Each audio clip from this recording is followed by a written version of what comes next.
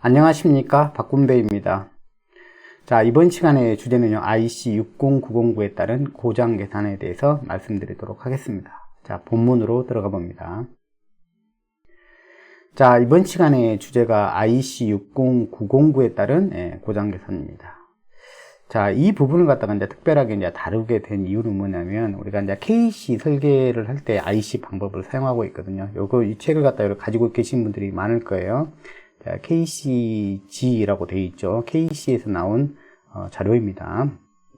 여기에 따른 뭐냐면 KC에 따른 설계 방법들이 여기에 이제 예시로 많이 나와 있습니다. 그때 이제 고장 계산할 때 뭘 쓰냐면 이 IC 방법을 갖다가 준용해서 계산하고 있습니다. 정확하게 말하면 IC60909에 따른 고장 계산이라 이렇게 생각하시면 되겠습니다. 그래서 이제 이 예제를 여러분들하고 같이 다뤄보고 싶습니다. 지금 다루고 싶은 예제는 뭐냐면 이 책의 59페이지에 나와 있는 예제 문제를 하나 다뤄볼 텐데요. 물론 이제 시간이 되면 다른 페이지 예제들도 좀 다뤄볼 텐데요. 이걸 갖다가 이제 따라서 이제 계산해 보는 것도 이제 의미는 있어요. 그리고 이제 거기는 이제 뭘로 되어 있냐면 오음법으로 고장 계산이 되어 있습니다. 근데 저는 오음법을 사용하지 말라고 했잖아요. 저는 뭘 사용하라고 그랬냐면 퍼센트 임피던스법 또는 뭐냐면 PU법, 이걸 가지고 여러분들이 고장 계산해라, 이렇게 여러분들한테 말씀드렸습니다. 근데 이런 그 예제 자료들에 보면은 다 오음법으로 작성이 되어 있죠. 근데 저는 이걸 갖다가 퍼센트 임피던스법 또는 PU법으로 여러분하고 같이 동일하게 풀어가는데 PU법이나 퍼센트 임피던스법으로 방법을 더 제시해 보도록 하겠습니다.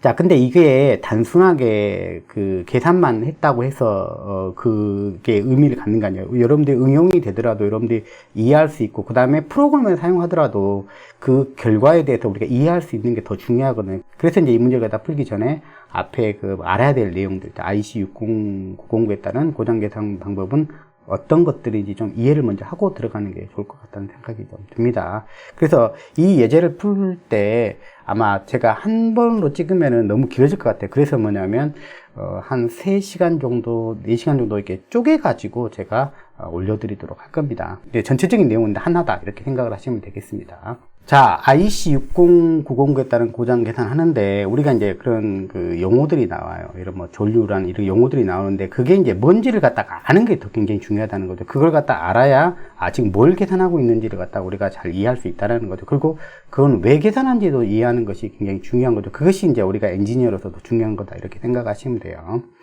근데 IC 방법으로 계산할 때, IC 방법 계산할 때 그 중심은 비슷하다. 근데 거기서 뭐냐면 요율을 어떻게 붙여가는지 그런 내용들이 좀 차이가 나고요. 그 다음에 계통을 정지시켜 놓고 하는 건지 아니면 좀 움직이도록 하면서 그런 관점에다 보는지 그게 약간 차이는 납니다. 근데 큰 그 중심의 차이는 없다, 그렇게 생각하시면 돼요. 근데 KC에서 제시한 설계 방법에 따라서 나타나는 게 IC 방법이기 때문에, 그렇기 때문에 이 부분을 갖다 다뤄드리고자 하는 것입니다. 자, 고장전류 파형을 보면 두 가지 형태의 파형이 있죠. 대칭 파형이 있고 비대칭 파형이 있죠. 고장전류가 대칭으로 나타날 수도 있고요. 그 다음에 이제 비대칭으로 나타날 수 있습니다. 전압에 대해서, 각상의 전압에 대해서 영도 부근에서 발생하게 되면 가장 큰 비대칭이 발생하고, 비대칭이 발생했다는 것은 플러스하고 마이너스의 그 대칭이 맞지 않는 거죠. 그 비대칭이 한쪽 쏠린 거죠. 그죠? 그게 이제 부장전류 전형적인 파형은 맞아요. 그런데 뭐냐면 우리가 용어를 구사할 때 뭐냐면 고장전류는 무조건 비대칭이 아니라 전압, 그 상의 전압을 기준으로 해서, 발전기 전압을 기준으로 해가지고 전원 전압을 기준으로 해서 90도 정도 근처에 떨어지게 되면 대칭으로 나오거든요. 그렇기 때문에 우리가 고장전류를 계산할 때 어떤 부분의 것인지를 갖다 잘 구분해야 돼요. 이거는 이제 대칭파에 대한 이야기인지 아니면 비대칭파에 대한 이야기인지 갖다 좀 구분해서 볼 필요가 있다는 것입니다. 자, 그래서 IC60909에서 말하고 하는 가장 기준이 되는 그 고장 전류 값은 요거라고 표현합니다. 그래서 요게 기준이기 때문에 기준에 대해서 정확하게 이해할 필요가 있는 거죠. 여기서부터 다른 것들을 갖다 파생적으로 계산하기 때문에 요걸 핵심적으로 계산한다, 그렇게 생각하시면 되거든요. 그건 뭐냐, 이거는 뭐냐면 Initial Short Circuit Current라고 되어 있습니다. 근데 이게 첫 번째, 이건 대칭 전류냐 비대칭 전류, 이건 대칭 전류입니다. 첫 번째. 그러니까 대칭 전류도 있고 비대칭 전류도 있는데 이건 대칭에 대한 이야기입니다. 대칭. 그래서 제가 첫 번째 뭐냐면 대칭 파형을 갖다가 여러분들 보여드리는 겁니다. 근데 이제 대칭 파형에는 두 종류가 있어요. 이런 파형도 있고 요런 파형도 있다라는 것이죠. 좀 다르죠. 자, 대칭 파형인데 여기 같은 경우는 고장이 여기서 발생했다 그러면은 이 시점에 발생했다 그러면은 시간이 지나도 감소가 되지 않는 그런 감쇄가 되지 않는 파형이 있고, 여기처럼 시간이 지남에 따라 감쇄가 되는 그런 파형이 있습니다. 이건 지금 둘 다 대칭이죠. 비대칭이 아니에요. 자, 이 두 가지 특성이 있단 말이에요. 그렇기 때문에 요걸 갖다 먼저 여러분들이 구분할 수 있었으면 좋겠습니다. 자, 1번하고 2번은 어떤 차이가 있냐. 이제 그 부분부터 이제 구분을 좀 해보면, 이제 발전기하고 멀리 떨어진 계통에서 단락사고 났다 그러면 대체적으로 이런 현상이 나타납니다. 발전기로부터 멀리 떨어졌다. 즉 발전기가 있기 때문에, 즉 회전기 특성이거든요. 이렇게 전류가 작아지는 것, 시간에 따라 전류가 작아지는 건 회전기 특성이거든요. 그 중에서 용량이 큰 발전기의 몫이 가장 크다라고 생각하면 맞는데, 내가 있는 사이트가 발전소랑 굉장히 먼 지역이야. 우리 공장은 발전소랑 굉장히 멀어 가깝지 않아. 그러면 뭐냐면 이런 식의 고장이 나타난다 생각하면 돼요. 그래서 내가 고장 계산한다 그러면 이런 취지로 고장 계산이 돼야 되고, 그 다음에 나는 발전소 근처에서 내가 고장 계산한다 그러면 이런 취지로 고장 계산이 돼야 돼요. 그러니까 같은 대칭을 보더라도, 아, 나는 이런 파형을 보면서 이런 파형을 예측하면서 우리는 고장 계산이 돼야 된다는 것이고, 자, 요건 뭐예요? 요거는 그렇죠. 일반적인 거죠. 이게 우리가 일반적이라고 보시면 맞겠죠. 그래서 대체적으로 일반적인 것은 위에 게 맞다. 이렇게 생각하시면 돼요. 자, K에 다시라고 찍혀있죠. 이거는 뭐냐면 초기값. 고장전류도 초기값이 있고, 그 다음에 여기 IB라고 하는 이거는 갖다 브레이킹 영역이라고 잡아놨고, 그 다음에 IK라고 해서 이건 스테이디 스테이트라고 잡아놨죠. 초기, 그 다음에 브레이킹 영역, 그 다음에 스테이디 스테이트. 이렇게 잡아놨죠. 이건 IC나 안시에서 좀 구분하는 이름만 다를 뿐이지 그 취지를 이해해보면 다 비슷비슷합니다. 그래서 요 값은 정확하게 뭐냐면 대칭파에 대한 이야기고, 비대칭이 아니라 대칭파에 대한 이야기고, 그거의 초기값에 뭐냐면 또 피크값이냐 또 RMS 값이냐 또 구분하셔야 돼요. 자, 대칭이냐 아니면 비대칭이냐, 제가 먼저 구분해야 돼요. 이건 정확하게 대칭에 대한 이야기고요. 요게 가장 핵심이 돼요. 자, 그 다음에 뭐냐면 여기의 값이냐 아니면 여기 값이냐 여기 값이냐, 그게 중요하죠. 초기 값이라는 게, 초기 값이라면 정확하게 어디를 갖다 짚냐 그러면 초기라는 표현도 맞지만 정확하게 말하면 2분의 1 사이클이라고 보시면 돼요. 그러니까 고장이 나타나자마자 바로 첫 번째 주기의 반주기의 가장 정확한 지점이다, 이렇게 생각하시면 돼요. 무슨 얘기인지 아시겠죠? 그 지점에 피크 값이냐 아니면 RMS 값이냐, RMS 값이라는 거죠. RMS 값, 시로값이라는 거예요. 시로값. 이거 정확하게 구분해야 돼요. 자, 이야기합니다. 이게 가장 중요해요. K에 다시라고 되어 있는 요 부분이에요. 요 부분의 전류, 여기 가장 고장 전류 하는 가장 핵심이에요. 요게 기준 전류예요. 이거니까 대칭파고요. 대칭. 그 다음에 뭐라고 했죠? 초기예요. 초기. 시점은 초기예요. 초기. 자, 여기 같은 경우는 중요하겠죠. 여기 같은 건 상관이 없지만은, 여기 같은 경우는 초기냐 아니냐 아니면 스테이트냐, 그거에 따라 다른 거잖아요. 그렇기 때문에 시간에 따른 것도 구분을 하라는 이야기죠. 자, 대칭파에 대한 이야기고, 그 다음에 초기치에 대한 이야기고, 그 다음에 시로치냐 아니면 피크치냐, 시로값이라는 거죠. 제가 여기서 표현을 갖다가 전부 다 여기다가 RMS 이렇게 쓰려다가 다 뺐어요. 왜 그러냐면 우리가 대체적으로 아무 말도 없으면 다 시로값이라고 생각하시면 돼요. 근데 피크가 나오면 제가 피크라고 표현할 거예요. 아, 그게 더 낫겠다. 그래서 뭐냐면 RMS라는 말을 그냥 다 뺐습니다. 그러니까 제가 특별히 RMS라는 표현이 없다 그러면 다 그냥 RMS 커런트라고 생각하시면 되고, 피크 값이다. 피크 값이다 그러면은 이렇게 순식값의 피크란 이야기잖아요. 피크 값이다 그러면은 피크를 갖다 제가 썼다, 이렇게 생각하시면 돼요. 자, 이 부분입니다. 자, 그래서 초기 단락줄이다. 초기 단락줄인데 뭐냐면 대칭파를 갖다 기준으로 하는 거다. 대칭파다. 비대칭파 아니에요. 구분을 잘 하셔야 돼요. 대칭파. 요걸 갖다가 계산한다. 자, 그 다음에 뭐냐면 여기 IB라고 되어 있죠. IB라고 되어 있는 것은 브레이킹 커런트입니다. 브레이킹 커런트. IB라고 되어 있는 이거는 브레이킹 커런트입니다. 영역대로 보면 한 3주기에서 한 8주기 뭐 그런 근처라고 생각하시면 돼요. 왜 브레이킹이라는 여기 단어를 썼냐? 안시에서도 뭐냐면 인터럽팅 사이클이라는 표현을 쓰거든요. 비슷한 취지라고 생각하시면 돼요. 즉 차단기들이 동작하는 그런 사이클이죠. 여기 시간대죠.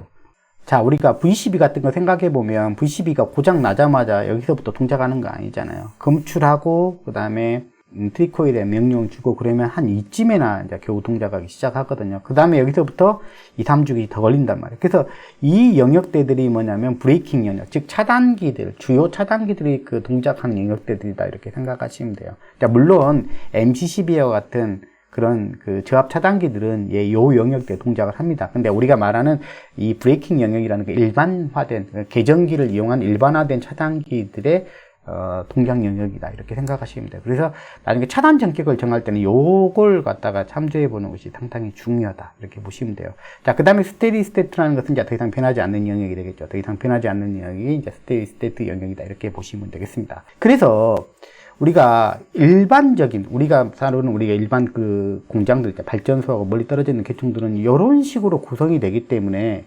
이런 식으로 뭐 시간에 따라서 변화가 없기 때문에 사실은 이 세 개의 값은 다 같은 값이 나오는 것이죠.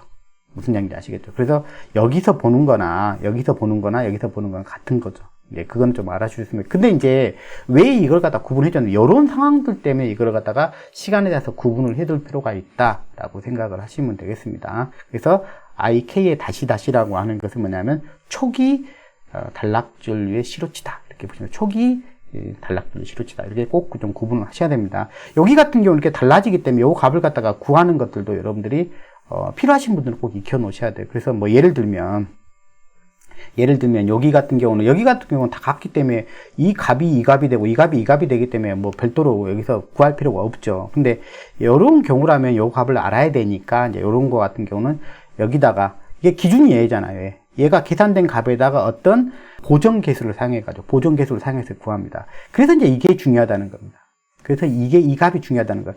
그래서 이제 다른 값을 구할 때는 직접 다른 값을 갖다 계산하는 게 아니라 이 값으로부터 보정해가지고 사용하기 때문에 이게 다른 값의 기준이 되기 때문에 이 값 계산하는 게 거의, 이 IC 60909의 계산에 뭐냐면 거의 90%의 일을 다 했다라고 보셔도 된다는 거죠. 나머지는 뭐냐면 여기서부터 다른 값을 갖다가 찾아낸다 이렇게 생각할 때 그냥 산정에 불과하다 이렇게 생각하시면 돼요. 그래서 요 값을 알면 어떤 계수만 붙여서 요 값을 산정한다는 거죠. 그래서 이런 것들 갖다가 잘 그 자료화 해놨어요.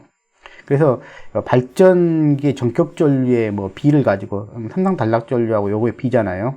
계산했던 전류하고 발전기 전격 전류의 B가 뭐 얼마냐에 따라 가지고 여기 시간 0.02초 그러면 한 1주기 좀 더 지난 시간이죠. 뭐 그때쯤이면 뭐 어떤 값을 쓸 것인지 여기 이렇게 나왔잖아요. 이게 뮤값을. 이런 걸 갖다 그래프로 놓고 추산해서 이렇게 쓸 수 있는 방법들이 IC 60909에서 다 제시를 하고 있기 때문에 이런 식으로 간다는 겁니다. 그래서 중요한 건 뭐냐면 얘를 갖다 계산하면 나머지는 뭐냐면 쉽게 우리가 찾아낼 수 있다. 이렇게 생각하시면 되겠습니다.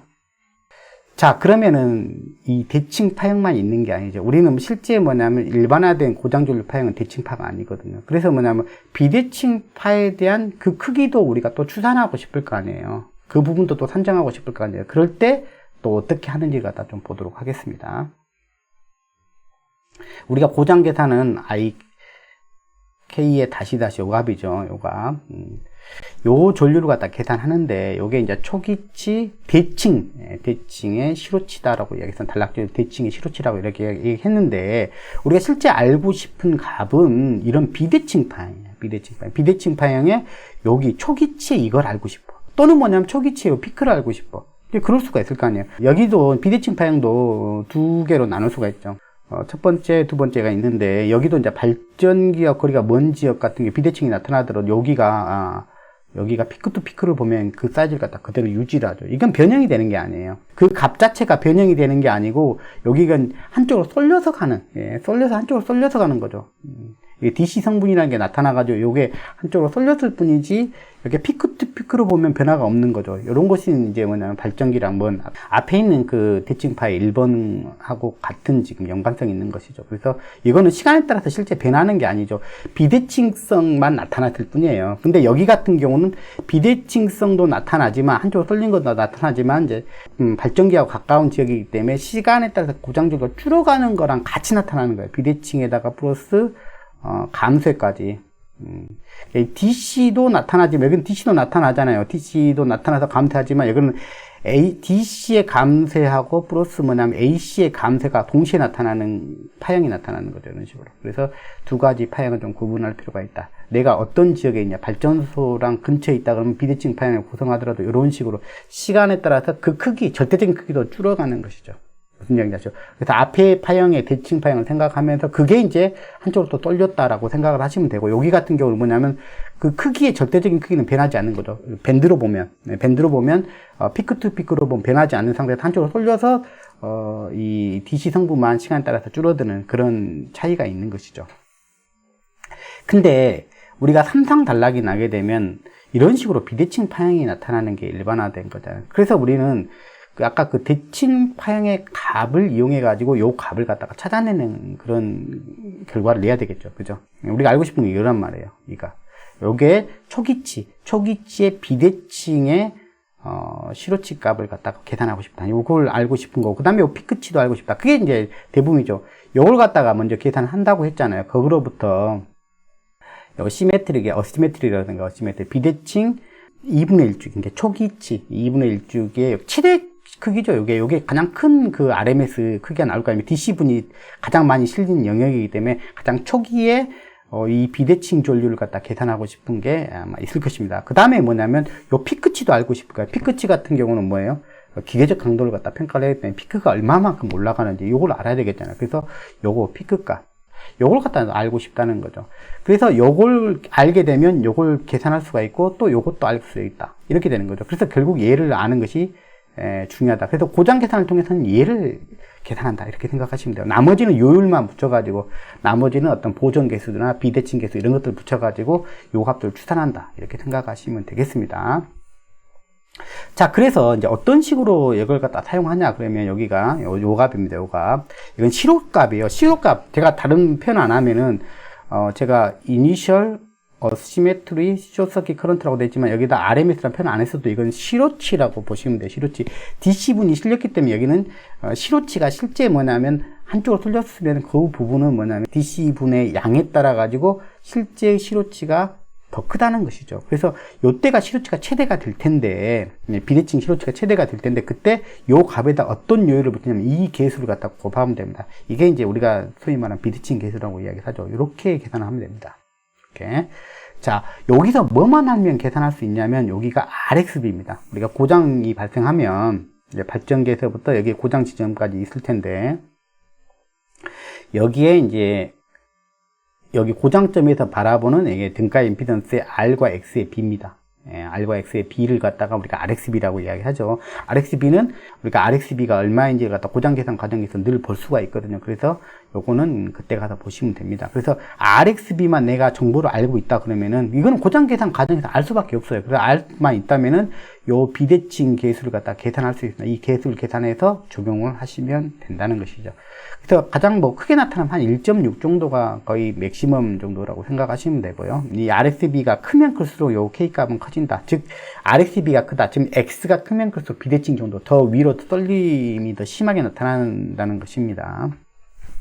그리고 RXB가 작으면 그 값은 상대적으로 줄어든다. 이렇게 생각하시면 되겠습니다. 그래서 이제 1.6 정도가 거의 최대값이라고 생각하면 되고요. 한 1.4, 1.5. 그 다음에 시간이 지나면 점점 줄어들겠죠.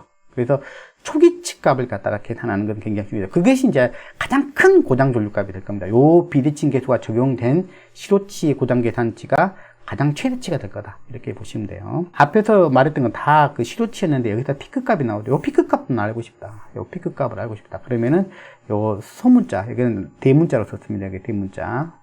구분하기 위해서 이건 소문자로 썼습니다. 똑같이 이제 비대칭 계수인데, 여기는 뭐냐면 요 피크 값을 추정하기 위한, 여기 K 값이다. 이렇게 생각하시면 돼요. 똑같이 이 값만 알고 있으면 되는 거죠. 원래 대칭파였으면 어떻게 돼요? 그 피크 값은 루트 2배만 하면 되죠.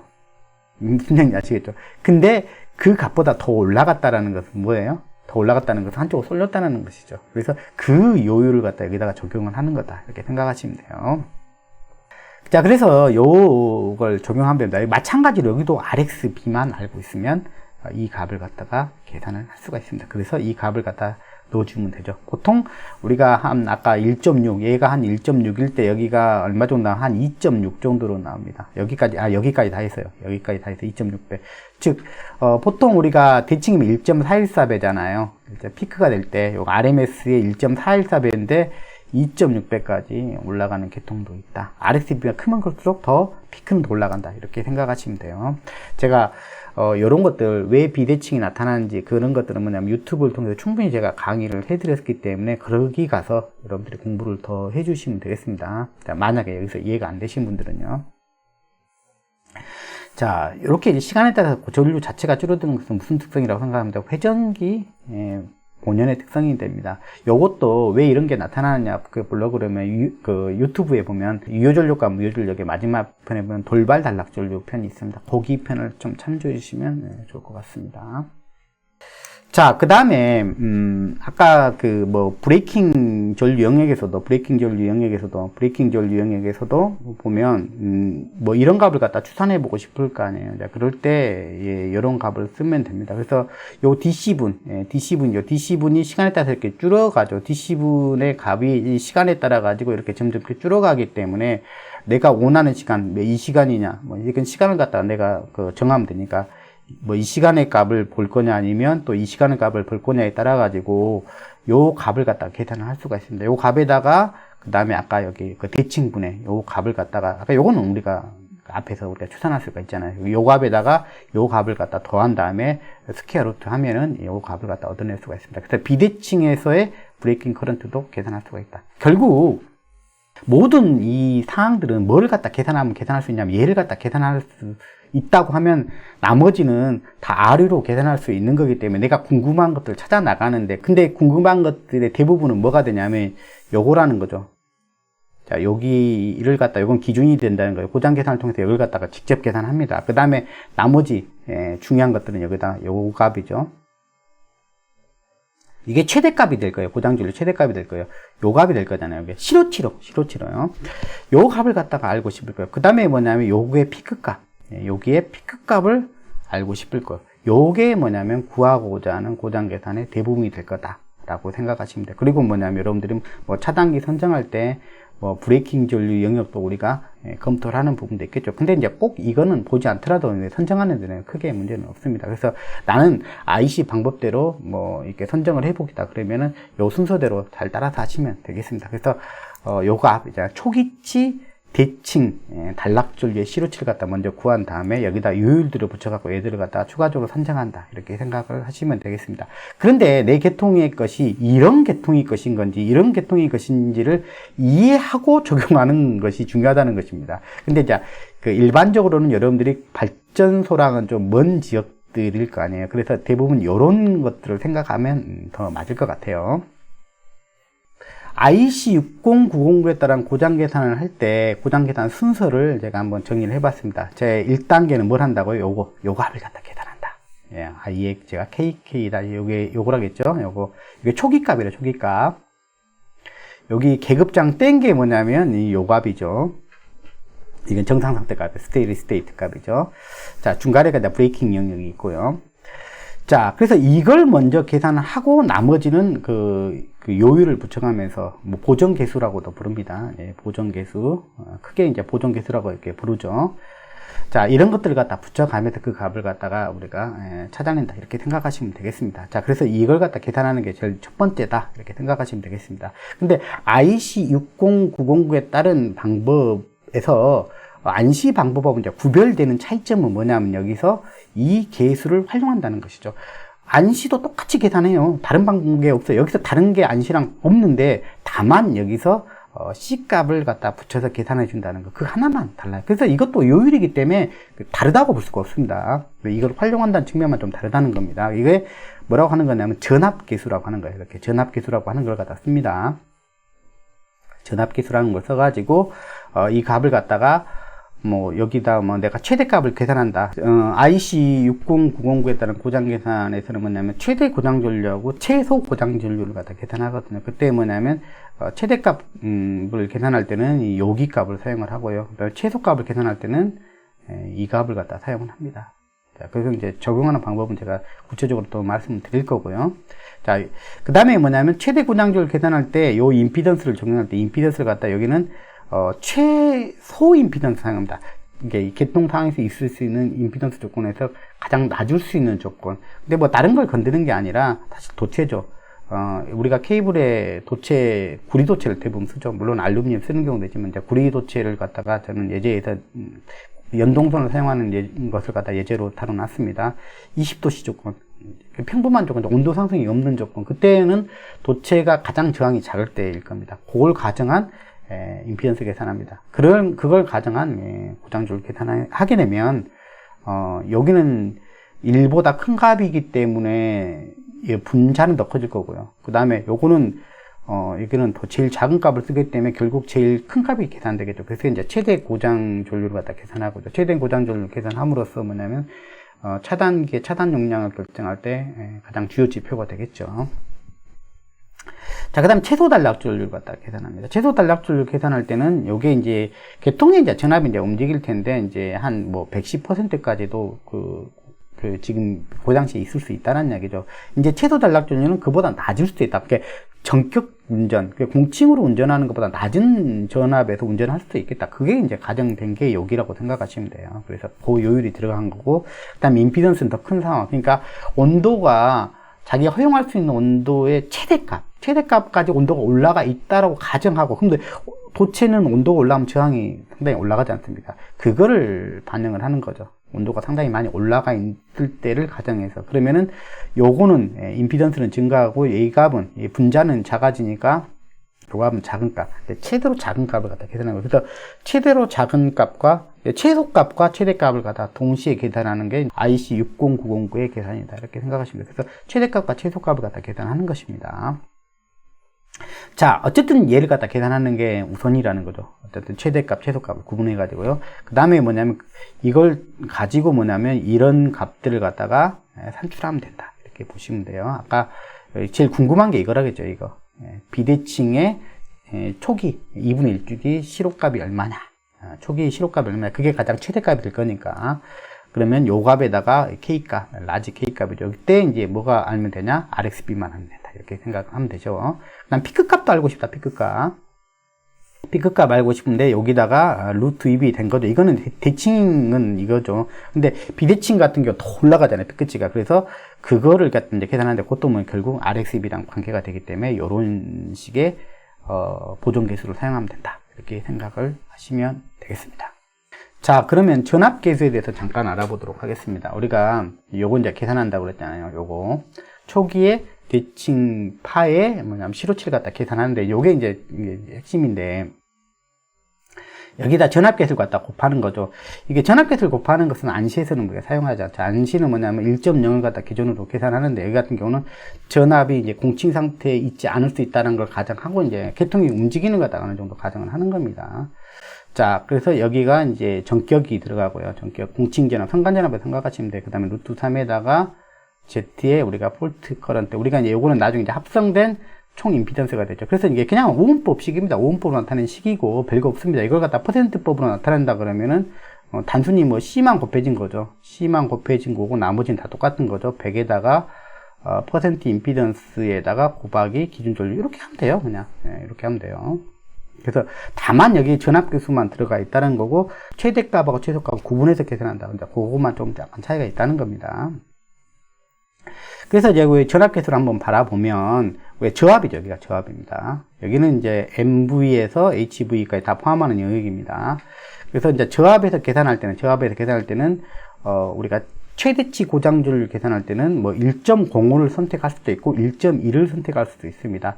톨러런스 온차가 전압에 대한 오차가 공칭에 대해서 한 10%까지도 허용이 되는 나타날 수 있는 계통이다 그러면은 1.1을 아니다 6% 정도로만 제한된다 오차 수준이 그러면 1.05 계산자가 정하는 거예요 그냥. 근데 요거는 이제 어떻게 이제 정하라고 그러냐면은 보수적으로 정해라 보수적으로. 그러니까 내가 최대치를 계산하기 때문에 더 최대치가 나올 수 있는 상황을 갖다 생각을 해보면 이걸 선택하는 게 더 최대치가 나오겠죠. 그죠? 예. 그래서 요 값을 실제 적용하는 케이스가 더 많다. 이렇게 생각하시면 돼요. 근다고 해서 1.0으로 쓴다고 해서 틀렸다. 그게 아니에요. 이거는 계산하는 그 룰 내에서 벗어나지 않으면 그거는 엔지니어의 그 몫이에요, 이거는. 근데 이제 다만 이거는 이제 우리가 차단기를 갖다 가지고 선정할 때 뭐냐면 더 최대치로 선정될수록 조금 더 보수적인 값으로 선택이 되잖아요. 그럼 더 여유가 더 생길 거 아니에요. 그래서 이런 값으로 이제 사용하기를 더 권장을 하는 것이죠.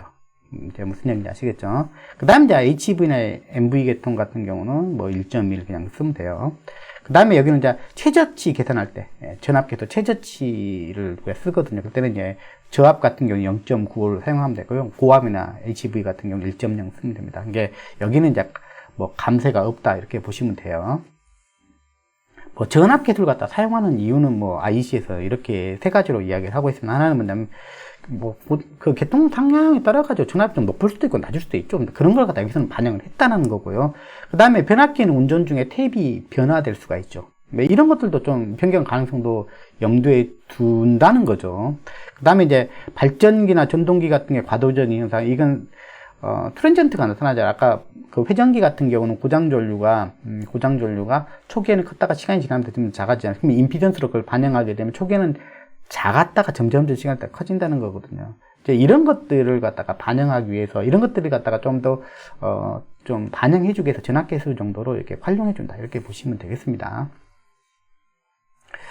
자, 이런 부분이고요. 그 다음에 뭐냐면 최대 단락 전류하고 최소 단락 전류를 갖다 계산한다고 그랬잖아요. 그러면 최대 단락 전류를 계산할 때는 아까 전압계수 중에서 뭘 사용한다 했다 CMX를 갖다 쓰면 되고요. 그 다음에 최소 단락 전류를 구할 때는 CMmin 요걸 쓰면 됩니다. 일단 요 전압계수는 그렇고요.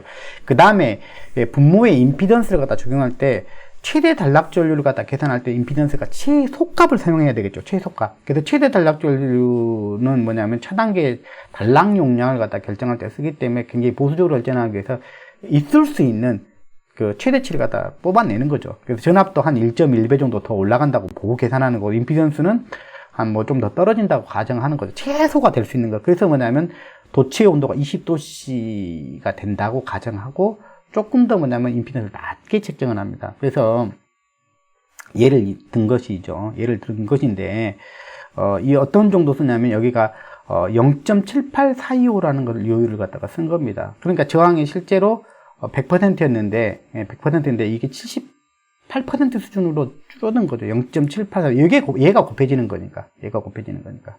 이런 식으로요. 얘가 곱해지는 거니까 원래값은 뭐냐면 상시 허용온도 수준을 갖다가 겨냥한 저항값을 원래값으로 썼겠죠. 그죠? 근데 20도 정도가 굉장히, 여기는 굉장히 그 온도가 낮은 상태다. 고장 나기 전에 얘는 온도 상승이 전혀 없는 상태다. 거의 뭐 주변 온도 정도 수준이다. 그런 상태다. 그럴 수 있잖아요. 얼마든지. 그래서 최대로 낮출 수 있는데, 근데 마이너스는 그 너무한 거에서 20도씨 정도로 봐주는 거죠. 그래서 온도 상승이 거의 없는 상태에서 고장이 났으면은 그 저항이 반영되는 게 맞지 않겠냐. 최대값을 뽑아내기 위해서 그래요. 고장 전류 최대값이요. 그래서 뭐냐면 20도씨를 갖다가 반영하는 거죠. 그러면은 얘는 뭐 우리가 보통 XLP선 같은 경우는 보통 상시 허용 온도가 90도씨고, 그 다음에 VVC선 같은 70도씨죠. 70도씨 정도가 상시 허용 온도니까 요 정도 선에서 결정이 됐을 거고, 저항이. 여기는 XLP선 같은 경우는 절연물이 XLP 선이에요. CV선 그런 것들이죠. 얘네들 같은 경우 90도씨를 갖다 반영한 거죠. 근데 20도씨로 온도를 거꾸로 낮췄으니까 더 저항이 작아지는 요율이 나오겠죠. 그래서 이 더 작아지는 요율을 갖다 여기 저항에만 적용한다는 겁니다. 저항에만 적용하는 거예요. 여기는 저항. 여기는 리액턴스 성분이잖아요. 우리가 임피던스 그러면 R 플러스 JX일 텐데 요게다만 반영을 하는 겁니다. 요 요율은. 요게만. 자, 그래서 뭐냐면 최대 단락 전류 계산할 때는 임피던스는 20도씨, 도체, 그 저항에 대해서만 반영을 하는 거예요. 자, 그래서 임피던스는 최소가 되도록 한다는 겁니다. 그 다음에 이제 그 회전기 같은 것들이 있다. 모터 같은 게 보면 기어 전류원이 되잖아요. 그러면은 이런 것들 다 반영한다. 왜냐면 최대치이기 때문에 반영할 수 있는 것들은 다 반영한다는 거죠. 저항은 최소 저항을 사용하고요. 이처럼요. 이런 식으로 해서요. 자, 그러면 고장 전류가 계산해보면 한 푼아치가 더 올라가겠죠. 자, 그 다음에 최소 고장 전류죠. 최소 고장 전류 같은 경우는 이게 최소로 나올 수 있는 그런 상황의 값을 갖다 계산한다라고 생각을 하시면 돼요. 그래서 저항은 최대로 나올 수 있는 거죠. 그러니까 도체의 온도도 어느 정도까지 반응을 하냐면 최대로 허용할 수 있는 온도. 그러니까 고장 상황에서는 단시간만 전류가 흐르잖아요. 그때 단시간 도체가 허용할 수 있는 온도를 갖다 쓴다라고 생각하시면 돼요. 250도씨까지 올라갔다면 250도까지 올라갈 수 있음을 갖다 상정해서 더 높은 저항을 쓴다는 것입니다. 그래서 여기 같은 경우는 1보다 더 큰 값이죠. 1.5배 정도 되잖아요. 1.5배 정도 더 큰 값이 여기 요율로 반영이 된다라고 보시면 돼요. 그러니까 최고 허용할 수 있는 온도까지 간다는 거죠. 보통 우리가 XLP 선 같은 경우는 단시간 허용 온도가 얼마가 돼요? 250도씨죠. 250도씨가 단시간 허용 온도고, 비닐 절연제선 같은 경우는 얼마가 됩니까? 160도씨 정도가 되죠. 이 정도. 그러니까 보통 요걸 많이 쓰니까 보통 여기 같으면 250도씩 봐서 이제 계산을 하면 돼요. 그래서 그냥 이 정도 XLP 선이 사용됐다. 그러니까 XLP가 절연물로 사용된 선을 쓴다. 그러면은 요 정도 요율을 갖다 더 감안해 가지고, 그러면 저항이 더 높아지겠죠. 그러면 전류는 더 줄어든 값으로 당연히 계산될 거고, 아까 분자의 그 조연합 계수는 얼마를 쓴다고요? C의 미니멈 값을 쓴다고요. 0.95 뭐 이런 값을 쓰면 된다, 이렇게 생각을 하시면 될 것 같습니다. 또 그 다음에 여기는 최소값을 계산하기 때문에 여기는 뭐 회전기, 기호전류 이런 건 다 완전히 무시합니다. 그러니까 여기는 그 계통에서 있을 수 있는 가장 작은 값을 갖다 의도적으로 계산하는 거예요. 뭐 이런 거 무시할 거 다 무시하고요. 이제 그렇게 되면 우리가 어떤 과부하, 그 보호계전기 같은 과부하 세팅 같은 걸 갖다 할 때 가장 최저값을 갖다 계산을 해서 우리가 활용을 할 수가 있습니다. 자, 그 다음에 이제 그 IC에서는 변압기 임피던스 보존 기술이라는 것도 사용합니다. 변압기 임피던스 보존 기술이라는 것도 사용해서 여기 이제 변압기 탭을 갖다가 부하 운전 중에 우리가 사용을 하잖아요. 그렇기 때문에 탭의 위치에 따라서 사실은 이게 R도 변화되지만 R은 사실은 상대적으로 X에 비해서 상대적으로 굉장히 작은 값이기 때문에 그냥 X의 그 어떤 오차분을 갖다 좀 반영을 해주는 거거든요. 그래서 그걸 갖다 보정해 주는다, 이렇게 생각하시면 돼요. 그래서 어떤 값을 사용하냐면, 그래서 어떻게 사용하냐면 요게 이게 보정계수입니다. 보정계수를 갖다 적용하는데 요 값을 써요. 여기는 Cmax를 씁니다. Cmin을 쓰는 게 아니에요. Cmax를 써주고요. 항상 그렇습니다. 이거는. 자, 그 다음에 여기가 X값만 들어간다는 거예요. X값이 여기 PU값으로 들어갑니다. PU값으로, 단위값으로 여기다가 X값을 써주면 됩니다. 이렇게 변압기 중에 이게 X값이 있잖아요. X 성분 중에 요 값을 갖다가 PU 성분 값을 여기다 넣어서 그거보다 요율을 갖다가 다시 계산합니다. 그래서 이 보존계수가 1.00325가 나왔으면 원래 자기 값에다가 요 값을 갖다가 곱해가지고 그 값을 갖다 수정해서 사용을 한다는 것입니다. 그래서 뭐 실질적으로 뭐 계산 한번 해보면 실질적으로 계산해보면 굉장히 그 작은 값으로 나옵니다, 사실은. 그래서 뭐 1.00325 여기 같은 경우 이 정도니까 거의 뭐 원래 값에 대해서 거의 변화가 없다, 이렇게 생각하셔도 되겠네요. 그래서 이런 부분들을 갖다 이제 반영해서 이제 계산한다는 거고요. 그 다음에 이제 비대칭 계수를 갖다 적용하는 부분도 한번 보면, 우리가 요걸 갖다 이제 계산한다고 했잖아요. 여기서부터. 예, 요걸 계산해서 요걸 계산한다고 했잖아요. 그래서 이제 계산하는 방법은 여기 아까 K값. K값이죠. K값을 갖다 계산하죠. 여기다 K값만 곱하면 되죠. K값만 곱해서. 여기 시로값입니다. 요걸 갖다 비대칭 계수 이렇게 많이 이렇게 부르죠. 그래서 여기에 비대칭 계수는 뭘만 알면 되냐면은 계산할 때 여기 RXB만 알면 됩니다. RX. 여기가 전체적으로 만약에 여기다, 그러면 여기에 R과 X의 B가 나타날 겁니다. 이런 식으로요. 그러면 이 두 개의 B가 RXB가 되거든요. 요 B만 여기다가 넣어주면 이렇게 계산할 수가 있습니다. 그러면 이 K값이 여기 이렇게 반영이 되면 되죠. 그래서 이거는 우리가 계산하니까 여기다가 요율만 곱해서 우리가 최대로 초기값이잖아요. 최대로 그 나타날 수 있는 초기 비대칭 전류의 시로값을 우리가 계산을 할 수가 있다. 이게 이제 고장 전류의 시로치 중에서 최대값이 나올 겁니다. 이 값을 갖다 우리가 계산한다, 이렇게 보시면 돼요. 피크값도 계산할 수가 있다고 했죠. 자, 그러면 이번 시간에는 여기까지만 하고요. 다음 시간에 실제 아까 제가 보여드렸던 그 예제를 직접 풀어보도록 하겠습니다. 자, 그러면 다음 시간에 뵙겠습니다.